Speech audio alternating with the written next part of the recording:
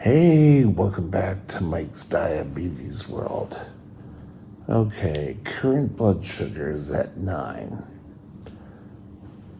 It's coming up to time almost to do another calibration. I've had a few corrections. I went up and then I've hovered around 9 all morning. So, still a good number. Time in range has increased a bit. It's gone to 42%, down or up from 40.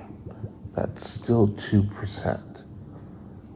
Average sugar is still higher at 12.1. It's not really the greatest. And what I'm happy about, that my control number's gone up too. You gotta keep building on that. And second of all, I haven't had lows. Well, with a blood sugar of 12.1, hopefully we can stop having the lows, or it shouldn't show up anyway. Okay. What I'd like to talk to you today is about asking for help. It can be one of the most difficult things, so stay tuned. We'll be right back.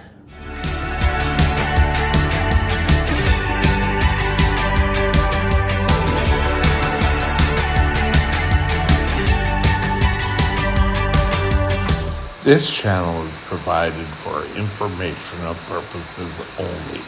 Contact your physician for any diagnostic or treatment plan. Okay, when I was diagnosed with type 1 diabetes, I was pretty well given the keys and said, go off on your own, and then you're supposed to fly right, do everything perfect. You're not supposed to screw up one bit. And then when you do, it seemed like everyone was coming down on you. When I had a low, and I kept having lows, it's, are you taking too much insulin? Are you doing this? So if you're brought up with that negativity all the time, it's going to be harder for you to ask for help.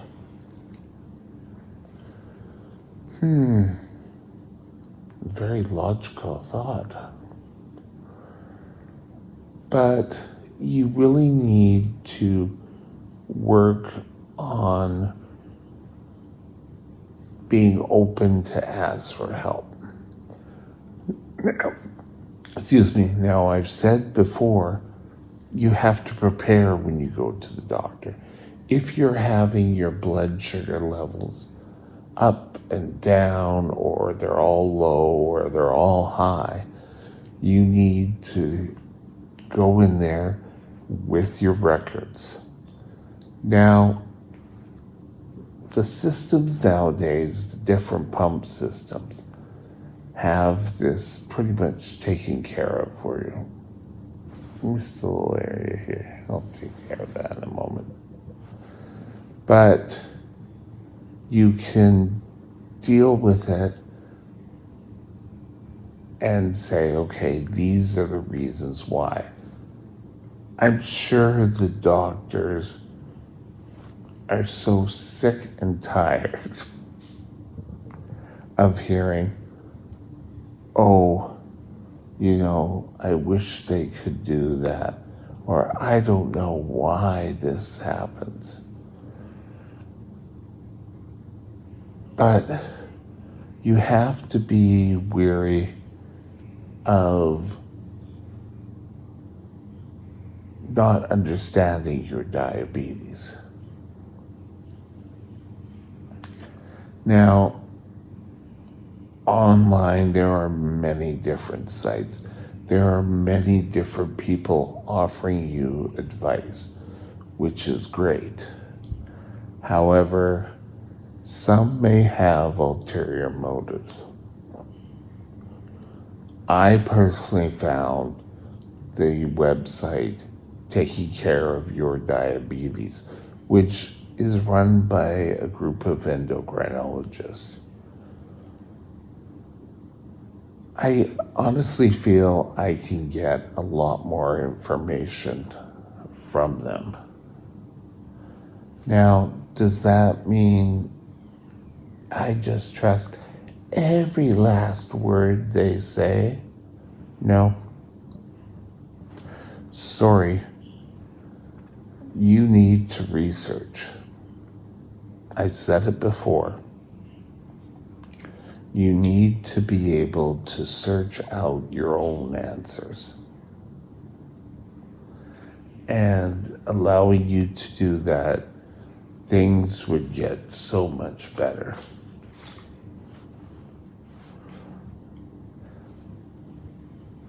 I think it's story time.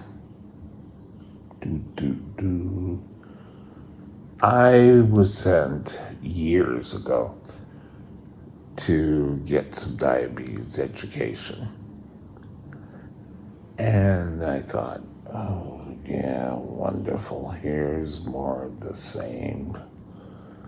But I got my diabetic nurse through there, and it's been a positive thing. I've learned so much more.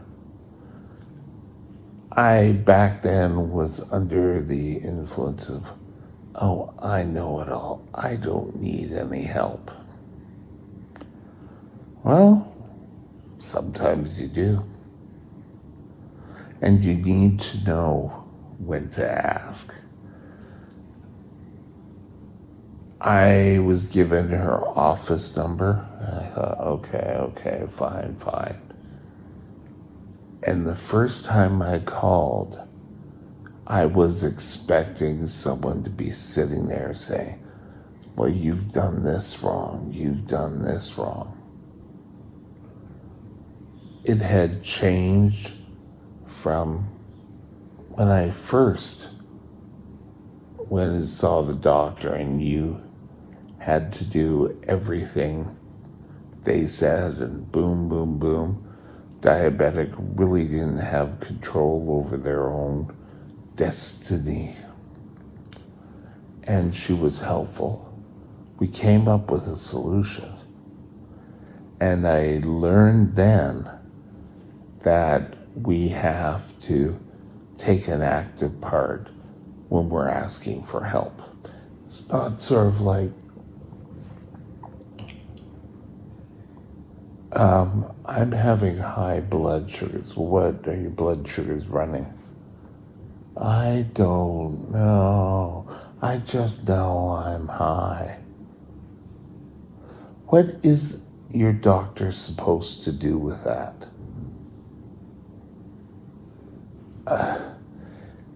It doesn't really help.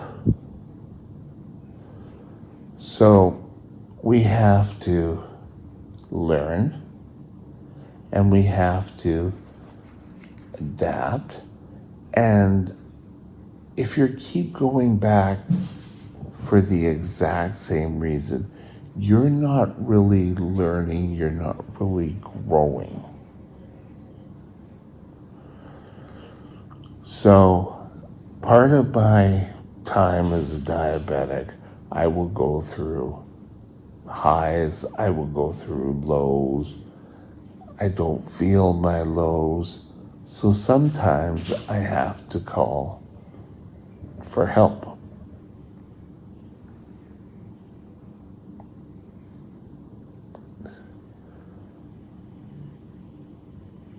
I wonder a lot if it's the right time when I've been in DKA, haven't felt the greatest, I still sit here and go, well, is it bad enough I have to go? I don't want to be a nuisance. I really should take that as a clue, don't you think? But the last time I had to go, and the first time I had ever been in emergency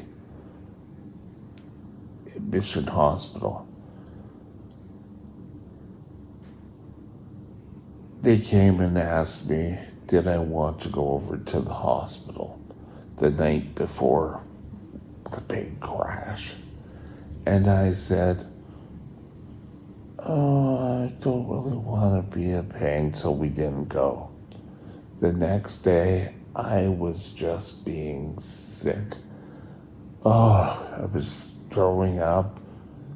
You could smell the ketones on me. It was bad. I went over to the hospital. It's really a stupid thing. They have to come, call an ambulance to take me less than a block. And it's all underground. But anyway, I got hooked up and they did a blood sugar. I should have gone the night before. I was in deep DKA. The emergency here stabilized me and they had to send me to Abbotsford. So, you know what? Off I went. I ended up in intensive care because I really was sicker than I knew.